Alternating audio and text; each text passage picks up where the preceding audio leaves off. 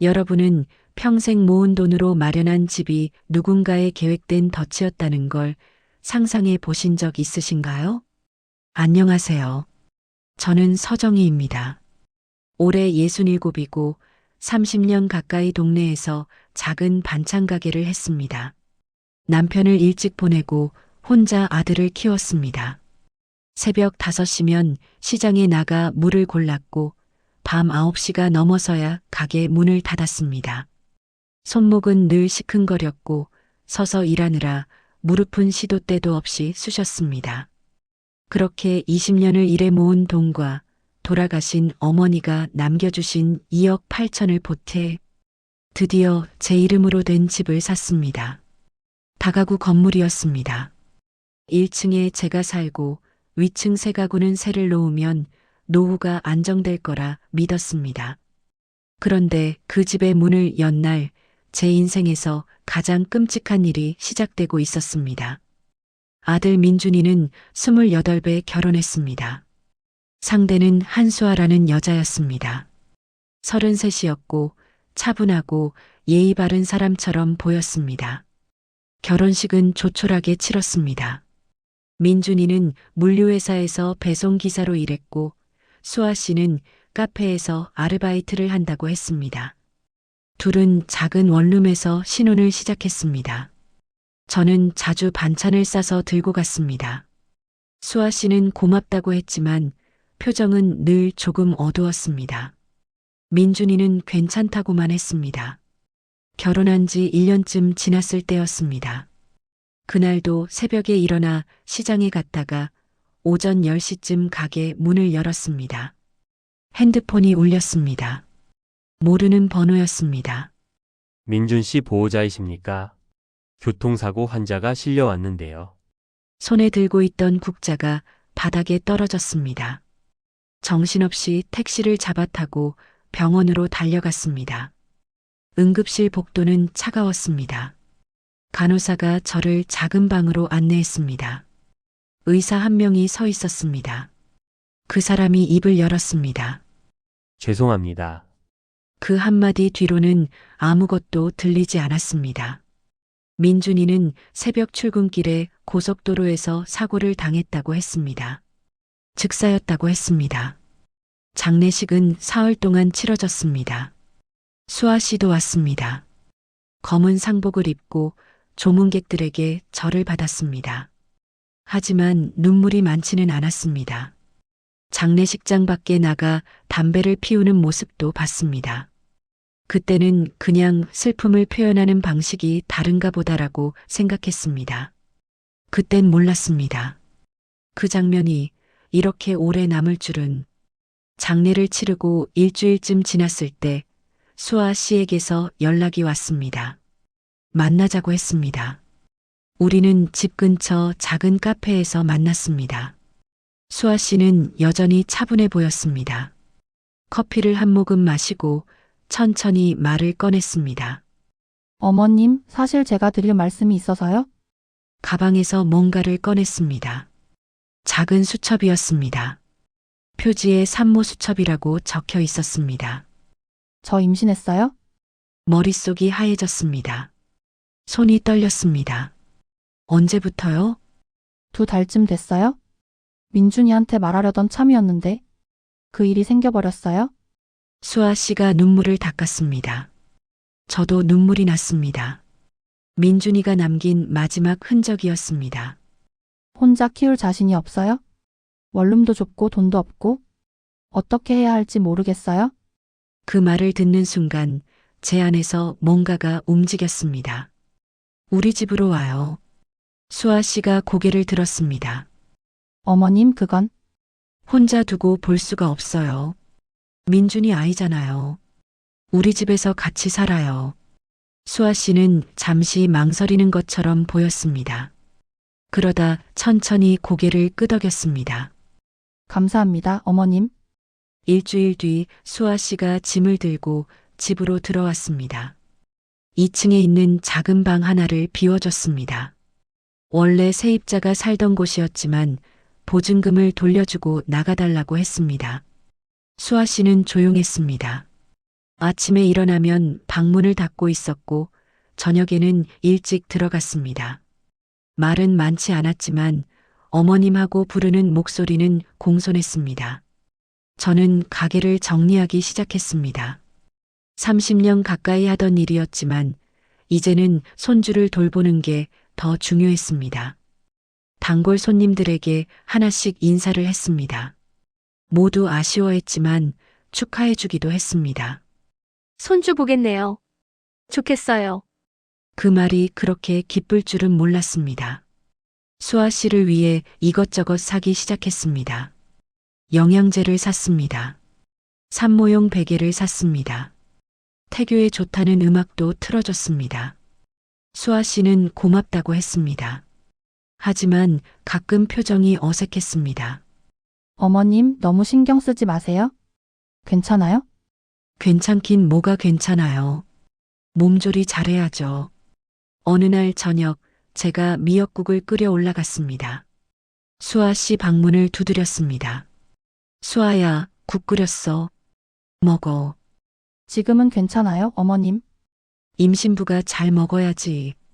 들어가도 돼? 잠깐 침묵이 흘렀습니다. 네, 들어오세요. 문을 열고 들어갔습니다. 방은 깔끔했습니다. 책상 위에 노트북이 켜져 있었고 수아는 서둘러 화면을 껐습니다. 뭐 보고 있었어? 아, 그냥 인터넷 쇼핑이요? 그러면서 얼른 국그릇을 받아들었습니다. 감사합니다, 어머님. 뭔가 이상했습니다. 하지만 뭐가 이상한지는 잘 몰랐습니다. 일주일쯤 지났을 때 수아가 검진을 받아야 한다고 했습니다. 병원에 같이 가자. 아니에요, 어머님. 혼자 갈 수 있어요? 무슨 소리야, 그래도. 같이 가야지. 정말 괜찮아요? 어머님 쉬세요. 수아 씨는 완곡하게 거절했습니다. 조금 섭섭했지만 억지로 따라갈 수는 없었습니다. 그럼 병원비는 내가 내줄게. 아니에요, 제가. 아니, 당연히 내가 내야지. 얼마 들어가나 말해봐. 수아 씨는 잠시 망설였습니다. 한 80만 원 정도요? 80만 원? 검진이 그렇게 비싸? 정밀 검사 같은 것도 하고 영양제 처방도 받고 그래서요? 재료값 몇백 원에도 예민했던 내가 그날은 숫자를 그냥 넘겼습니다. 카드를 꺼내 주었습니다. 이걸로 결제하고 와. 감사합니다, 어머님. 수아 씨는 오후에 나갔다가 저녁 무렵 돌아왔습니다. 얼굴이 피곤해 보였습니다. 검진 어땠어? 괜찮대요? 아기도 건강하대요? 다행이네. 초음파 사진 찍었어? 아, 그건 다음에 받을 수 있대요? 다음에 네, 병원에서 나중에 우편으로 보내준대요? 고개를 끄덕였지만 뭔가 석연치 않았습니다. 반찬 장사하면서 본 임신부들은 사진을 당일에 받았던 것 같은데 며칠 뒤 통장 정리를 하다가 이상한 걸 발견했습니다. 매달 15일에 같은 금액이 빠져나가고 있었습니다. 80만 원. 받는 사람 이름은 박도현이었습니다. 이름이 낯설었습니다. 병원 이름도 아니었습니다. 개인 계좌였습니다. 가슴이 두근거렸습니다. 핸드폰을 들고 수아의 방으로 올라가려다가 멈췄습니다. 아니야. 뭔가 이유가 있겠지. 그날 밤 잠이 안 왔습니다. 머릿속으로 계속 그 이름이 맴돌았습니다. 박도현. 다음 날 아침 수아 씨가 아침도 안 먹고 나갔습니다. 어디가? 친구 만나요? 밥은? 밖에서 먹을게요. 문이 닫혔습니다. 혼자 집에 남았습니다. 거실에 앉아 있다가 문득 2층으로 올라갔습니다. 수아의 방문 앞에 섰습니다. 들어가면 안 되는데. 하지만 손은 이미 문고리를 잡고 있었습니다. 문을 열었습니다. 방은 조용했습니다. 책상 위에는 노트북과 몇 권의 책이 놓여 있었습니다. 서랍을 열었습니다. 그 안에 작은 수첩이 있었습니다. 산모 수첩이었습니다. 산모 수첩이라는 글자만 확인하고 더는 넘기지 못했습니다. 손이 떨렸습니다. 괜히 내가 나쁜 사람이 된 것 같았습니다. 손이 떨려 서랍을 제대로 닫지도 못했습니다. 간신히 밀어넣고 도망치듯 방을 나왔습니다. 거실로 내려와 소파에 앉았습니다. 머리가 복잡했습니다. 설마 그럴 리가. 하지만 가슴 속에서 뭔가가 무너지는 소리가 들렸습니다. 핸드폰이 울렸습니다. 모르는 번호였습니다. 받았습니다. 여보세요? 서정희 어르신이시죠? 젊은 여자 목소리였습니다. 네, 그런데요. 저는 말씀드리기 조심스러운데요. 목소리가 낮아졌습니다. 혹시 요즘 병원비를 많이 내고 계신가요? 네. 그건 왜요? 제가 검진센터에서 일하는 사람인데요. 어르신 결제 내역을 봤어요. 심장이 빠르게 뛰었습니다. 뭐가 어떻다는 거예요? 지금 말씀드리기 어려워요. 하지만 꼭 확인하셔야 할 게 있어요. 뭘 확인해요? 통장부터 보세요. 그리고 영수증 있으면 자세히 보세요. 지금 뭔가 이상합니다. 이상하다니 무슨, 죄송해요. 더는 말씀드리기 어려워요. 조심하세요. 전화가 끊겼습니다. 손에 든 핸드폰이 떨렸습니다. 밖에서 현관문 열리는 소리가 들렸습니다. 수아가 돌아왔습니다. 어머님 다녀왔어요? 밝은 목소리였습니다. 저는 대답하지 못했습니다. 수아가 2층으로 올라가는 발소리가 들렸습니다. 문이 닫혔습니다. 저는 소파에 앉아 통장을 다시 펼쳤습니다. 박도현, 80만 원, 매달 15일, 전화기를 꼭 쥐었습니다. 이 집에 내가 모르는 계획이 들어와 있었어. 그 생각이 머릿속을 채웠습니다. 전화를 끊고 나서 한동안 움직일 수가 없었습니다. 검진센터 직원이라는 사람의 목소리가 머릿속에 맴돌았습니다. 지금 뭔가 이상합니다. 거실 창문 밖으로 해가 기울고 있었습니다. 2층에서는 수아가 움직이는 소리가 들렸습니다. 통장을 다시 펼쳤습니다. 박도현, 매달 15일, 80만 원. 손가락으로 그 이름을 따라갔습니다. 병원 이름이 아니었습니다. 개인 계좌였습니다. 왜 병원이 아니라 개인한테 돈이 가지? 가슴이 두근거렸습니다. 핸드폰을 들었습니다. 아까 전화 온 번호를 눌렀습니다. 신호음이 울렸지만 받지 않았습니다. 다시 걸었습니다. 여전히 받지 않았습니다. 한숨을 쉬었습니다. 그날 밤 잠을 이룰 수가 없었습니다. 천장을 보며 누워 있었습니다. 새벽 3시가 넘었습니다. 내가 뭘 의심하는 거지? 하지만 머릿속에서는 계속 질문이 이어졌습니다. 왜 병원 동행을 거절했을까? 왜 초음파 사진을 당일에 안 줬을까? 왜 돈이 병원이 아니라 개인 계좌로 갔을까? 이튿날 아침 수아는 일찍 나갔습니다. 어머님 친구 만나고 올게요. 밥은? 밖에서 먹을게요. 문이 닫혔습니다. 혼자 남았습니다. 커피를 한 잔 내렸지만 손이 떨려 제대로 마시지 못했습니다. 거실을 서성이다가 2층 계단 앞에 섰습니다. 올라가야 할지 말아야 할지 망설여졌습니다.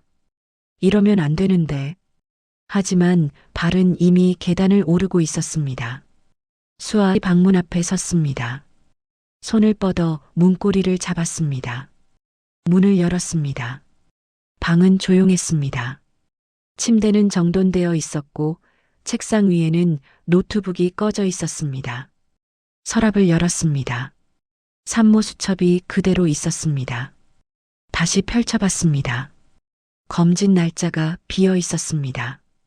병원 도장이 없었습니다. 기록이 너무 깨끗했습니다. 손이 떨렸습니다. 다른 서랍을 열었습니다. 작은 메모지가 있었습니다. 요양원 상담 2주 뒤, 서류 준비 날짜 조정 필요. 숨이 막혔습니다. 더 뒤지다가 봉투 하나를 발견했습니다. 안에 서류가 들어 있었습니다. 임대차 계약서였습니다. 그런데 이상했습니다.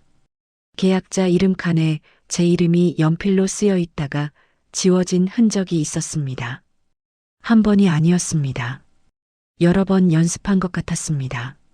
무릎에 힘이 풀렸습니다. 그 자리에 주저앉았습니다. 이게 뭐지? 눈물이 났습니다. 하지만 울 수가 없었습니다. 서둘러 서랍을 닫고 방을 나왔습니다. 계단을 내려와 거실 소파에 앉았습니다. 핸드폰을 들고 다시 아까 그 번호로 전화를 걸었습니다. 이번에는 받았습니다. 여보세요? 저 어제 전화 주신 분이시죠? 네, 어르신. 다시 전화해서 죄송한데요. 제가 확인을 좀 하고 싶어서요. 잠시 침묵이 흘렀습니다. 어르신 혹시 지금 혼자 계세요? 네, 혼자 있어요. 제가 말씀드리기 조심스러운데요. 만나서 얘기하는 게 나을 것 같아요. 맞나요? 네. 제가 오늘 오후에 시간 되는데 괜찮으세요? 어디서 만날까요? 집 근처에 카페 있으세요? 사람 많은 데로요. 역 앞에 큰 카페 있어요. 거기서 3시에 뵐게요. 제 이름은 윤채린이에요. 전화가 끊겼습니다. 오후 2시 반 집을 나섰습니다. 역 앞 카페는 사람이 많았습니다. 구석 자리에 앉아 기다렸습니다. 3시 정각 젊은 여자가 들어왔습니다. 30대 중반쯤 보였습니다. 단정한 옷차림이었습니다. 어르신이시죠? 네, 앉으세요. 윤채린이라는 여자가 앉았습니다. 가방에서 작은 노트를 꺼냈습니다. 먼저 말씀드리면 저는 검진센터에서 일하는 사람은 맞는데 의료 기록을 함부로 보는 건 아니에요. 제 업무는 결제 관리예요. 예약이랑 청구 항목, 정산 흐름을 확인하는 일이죠. 그럼 어떻게 제 결제를? 어르신 카드로 결제된 내역이 계속 제 화면에 떠요. 제가 결제 오류나 환불건 확인하는 담당이라 반복 결제는 자동으로 표시됐거든요. 근데 이상한 점이 있었어요. 채린 씨가 노트를 펼쳤습니다. 보통 산모검진이면 항목이 이렇게 나와야 해요. 초음파, 혈액검사, 소변검사 이런 것들이요. 근데 어르신 결제 내역에는 그런 항목이 거의 없어요. 그럼 뭐가 있는데요? 패키지 상담이라고 적혀 있어요. 근데 이건 산모검진 항목이 아니에요. 가슴이 철렁했습니다. 그리고 더 이상한 건 결제가 센터 법인 계좌로 안 들어왔어요. 개인 계좌로 빠졌어요. 박도현이요? 채린 씨가 고개를 끄덕였습니다. 맞아요. 그 사람이 저희 센터 센터장이에요. 센터장이요? 네, 의사 출신이에요. 근데 그 사람 이름으로 결제가 들어간다는 건 정식 진료가 아니라는 뜻이에요. 손이 떨렸습니다. 그럼 검진을 안 받았다는 거예요? 확실하진 않지만 정상적인 산모 검진은 아니에요. 목이 메었습니다. 그럼 임신도? 채린 씨가 잠시 망설였습니다. 제가 그건 장담은 못 드려요. 하지만 어르신 이건 확실히 이상해요. 저도 사실 이런 일로 전화하는 게 처음이에요. 왜 전화 주신 거예요? 채린 씨가 고개를 숙였습니다. 제 가족도 비슷한 일을 당한 적이 있어요. 병원을 믿었다가 큰 피해를 봤어요. 그래서 그냥 넘길 수가 없었어요. 눈물이 났습니다. 제가 어떻게 해야 하죠? 채린 씨가 말했습니다. 일단 증거를 모으세요. 통장 거래 내역, 문자 메시지, 영수증 뭐든지요. 그리고 혼자 따지지 마세요. 위험해요. 위험하다뇨? 이런 일 하는 사람들은 보통 혼자가 아니에요. 준비된 사람들이에요. 어르신이 바로 따지면 증거를 없앨 수도 있어요. 가슴이 답답했습니다. 그럼 어떡해요? 변호사 먼저 만나세요. 법적으로 어떻게 해야 하는지 상담 받으세요. 제가 아는 변호사 한 분 있는데 연락처 드릴게요. 채린 씨가 명함을 꺼내 번호를 적어 주었습니다. 임재훈 변호사님이에요. 이런 사건 많이 다뤄보신 분이에요. 명함을 받았습니다. 손이 떨렸습니다. 고맙습니다. 어르신 힘드시겠지만 꼭 확인하세요. 그리고 혼자 끙끙대지 마시고요. 채린 씨가 일어났습니다. 연락 필요하시면 언제든 전화 주세요. 카페를 나왔습니다. 다리에 힘이 없었습니다. 집으로 돌아와 거실에 앉았습니다. 명함을 내려다봤습니다. 임재훈 변호사. 전화를 걸었습니다. 벨이 울렸습니다. 네, 임재훈 변호사입니다. 저 윤채린 씨한테 소개받았는데요. 아, 네. 말씀하세요. 상황을 설명했습니다. 목소리가 자꾸 떨렸습니다. 임 변호사는 차분하게 들었습니다. 어르신, 일단 내일 사무실로 오시겠어요? 자세히 얘기 나눠야 할 것 같아요. 네, 알겠습니다. 그리고 어르신, 중요한 게 있어요. 네, 지금부터 상대방한테 절대 들키면 안 돼요. 평소처럼 행동하세요. 그리고 증거를 최대한 모으세요. 알겠습니다. 전화를 끊었습니다. 그날 저녁 수아가 돌아왔습니다. 어머님 다녀왔어요? 웃으며 말했습니다. 어디 갔다 와? 친구 만났어요? 밥은 먹었어? 네, 먹었어요? 수아가 2층으로 올라갔습니다. 발소리가 멀어졌습니다. 저는 소파에 앉아 수아의 뒷모습을 바라봤습니다. 가슴이 아팠습니다. 정말 거짓말을 하고 있는 걸까? 이튿날 오전 임 변호사 사무실로 갔습니다. 작은 건물 3층이었습니다. 임 변호사는 40대 후반쯤 보이는 남자였습니다. 차분한 인상이었습니다. 앉으세요, 어르신. 책상 맞은편에 앉았습니다. 통장과 메모, 산모수첩을 꺼내 보여줬습니다. 임 변호사는 하나씩 살펴봤습니다. 어르신, 일단 상황이 심각해 보입니다. 얼마나 심각한가요? 지금 보이는 정황만으로도 임신을 내세워 재산을 노리는 수법일 가능성이 큽니다. 다만 마지막 확정은 더 잡아야 합니다. 숨이 막혔습니다. 사기요? 임신을 미끼로 재산을 노리는 수법이 실제로 있습니다. 지금은 그 가능성이 강하게 보입니다. 그리고 여기 계약서 연습 흔적, 이건 더 큰 문제예요. 가슴이 내려앉았습니다. 민준이가 남긴 마지막 희망이라고 믿었던 것이 누군가의 계산된 거짓말이었다는 게 믿기지 않았습니다. 뭐가 문제인가요? 어르신 재산을 노리고 있다는 증거입니다. 아마 어르신을 통제하거나 최악의 경우 재산 이전까지 노리고 있을 수 있어요. 눈앞이 캄캄했습니다. 그럼 어떻게 해야 하죠? 임 변호사가 말했습니다. 일단 더 확실한 증거가 필요합니다. 지금 있는 것만으로도 고소는 가능하지만 자백을 받는 게 가장 좋습니다. 자백이요? 상대방이 직접 인정하게 만드는 겁니다. 어떻게요? 대면하는 겁니다. 하지만 혼자 하시면 안 돼요. 증거가 남아야 하니까요. 임 변호사가 서랍에서 작은 기계를 꺼냈습니다. 이거 녹음기예요. 대화할 때 이걸 켜두세요. 녹음을요? 나중에 법적으로 쓸 수 있어요. 그리고 어르신, 상대방을 다그치지 마세요. 조용히 차분하게 물어보세요. 그래야 상대방이 방심하고 말을 합니다. 고개를 끄덕였습니다. 그리고 센터장이라는 사람도 만나봐야 합니다. 공모 관계를 확인해야 하니까요. 어떻게 만나죠? 상담 예약을 하세요. 어르신이 직접 가서 물어보는 겁니다. 며느리 검진 결과가 궁금하다고요. 그럼 센터장이 말을 하나요? 안 할 수도 있죠. 하지만 반응만 봐도 알 수 있습니다. 그리고 녹음기 꼭 가지고 가세요. 녹음기를 받아들었습니다. 차갑고 작았습니다. 어르신 힘드시겠지만 이건 어르신 재산과 존엄을 지키는 싸움입니다. 포기하지 마세요. 감사합니다. 사무실을 나왔습니다. 핸드폰을 들고 검진센터 번호를 찾았습니다. 전화를 걸었습니다. 네, 사랑검진센터입니다. 저 박도연 센터장님이랑 상담하고 싶은데요. 예약 도와드릴게요. 언제 오실 수 있으세요? 내일 오전에 가능할까요? 네, 가능합니다. 11시에 잡아드릴게요. 감사합니다. 전화를 끊었습니다. 그날 밤 잠을 거의 자지 못했습니다. 내일 무슨 말을 해야 할지 머릿속으로 계속 연습했습니다. 이튿날 아침 수아가 먼저 나갔습니다. 어머님, 오늘 친구 만나요? 또 네, 오늘 꼭 봐야 할 일이 있어서요. 문이 닫혔습니다. 저는 옷을 챙겨 입고 집을 나섰습니다. 가방 안에 녹음기를 넣었습니다. 검진센터는 역에서 2정거장 떨어진 곳에 있었습니다. 건물은 깔끔했습니다.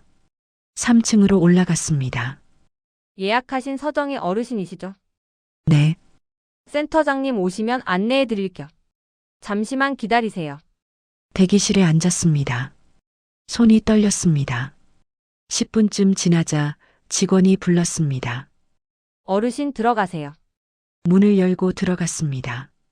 책상 뒤에 남자가 앉아 있었습니다. 50대 초반쯤 보였습니다.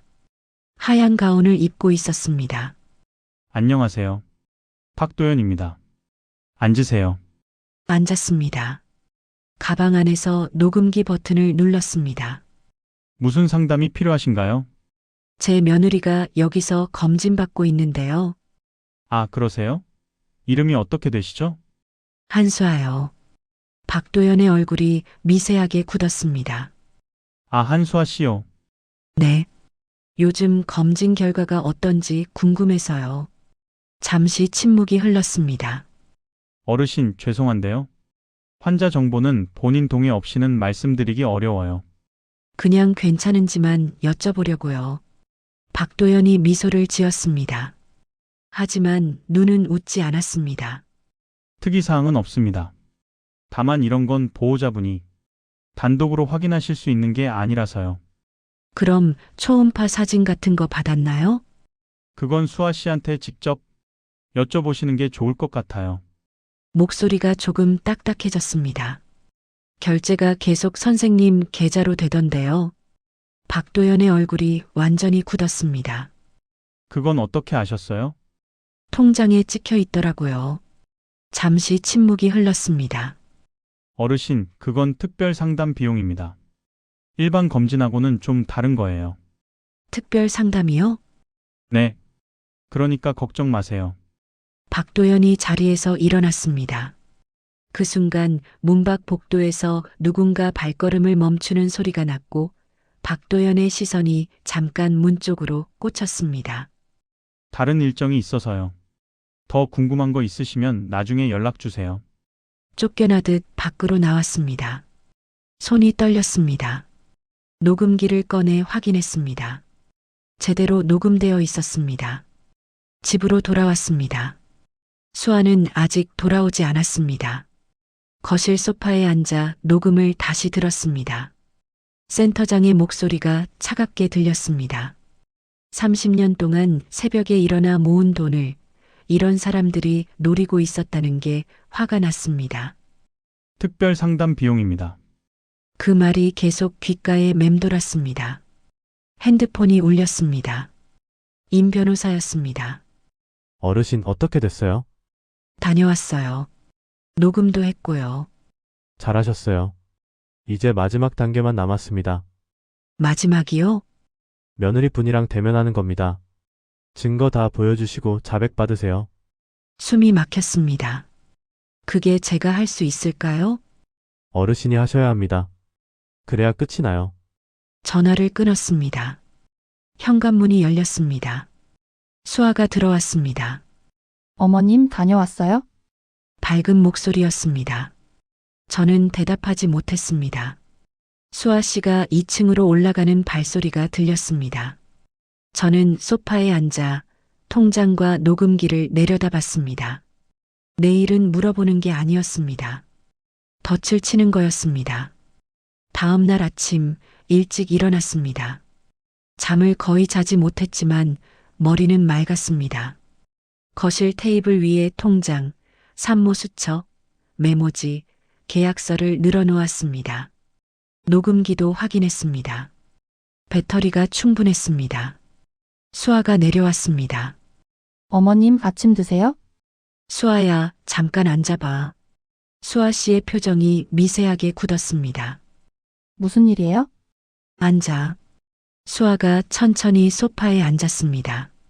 저는 맞은편에 앉았습니다. 테이블 위의 증거들을 바라봤습니다. 수아야, 내가 물어볼 게 있어.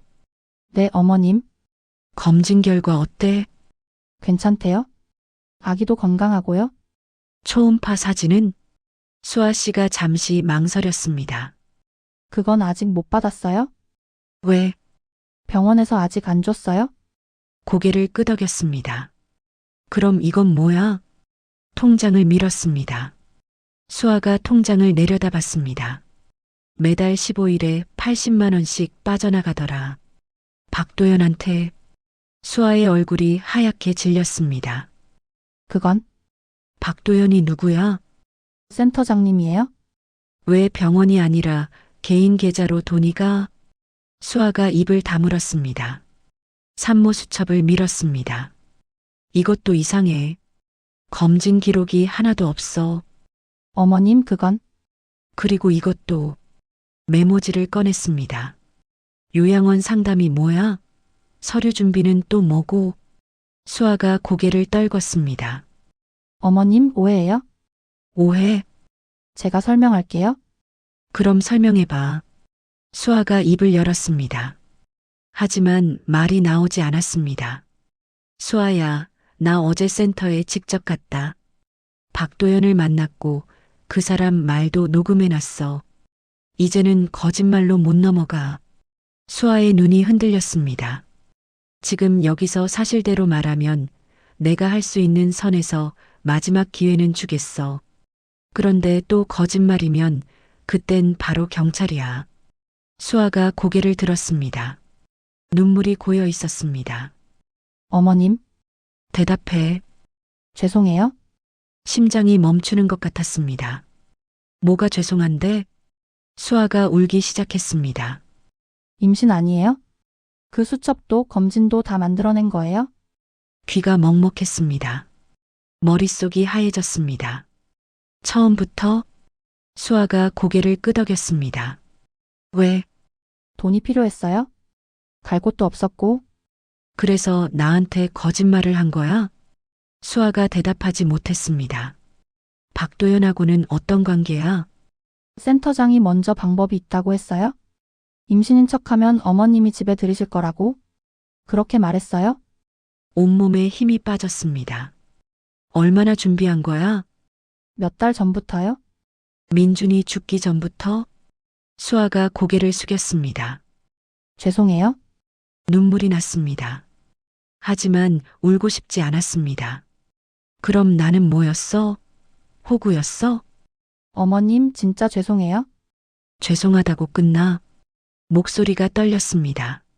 30년을 새벽에 일어나서 일했어. 손목 망가지고 무릎 아파도 참았어. 그렇게 모은 돈을 너희가 계획해서 가져가려고 한 거야? 수아가 울었습니다. 어머님, 제가 잘못했어요? 지금 우는 게 진짜야? 아니면 이것도 연기야? 수아가 고개를 들었습니다. 눈물이 뚝 멈췄습니다. 방금 전까지 울던 얼굴이 마치 스위치를 내린 것처럼 차갑게 굳었습니다. 어차피 어머님 혼자잖아요. 그 집도 그 돈도 결국은 주인 없는 거나 마찬가지예요. 가슴이 철렁했습니다. 그래서 내 돈 가져가도 된다고? 저도 살아야죠. 제 인생도 있는데, 민준이는 민준이는 죽었어요? 차갑게 말했습니다. 그리고 어머님도 나이 드셨잖아요? 미리 정리해두는 게 서로 편한 거죠? 어머님도 저도요? 숨이 막혔습니다.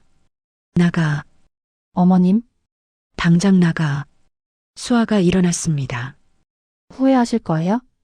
제가 나가면 어머님 혼자라는 거, 그때야 실감하실 테니까. 지금부터는 제 말 들을 필요 없어. 내 말은 다 녹음됐고, 이제부터는 변호사 통해서만 얘기해. 수아의 얼굴이 굳었습니다. 녹음이요?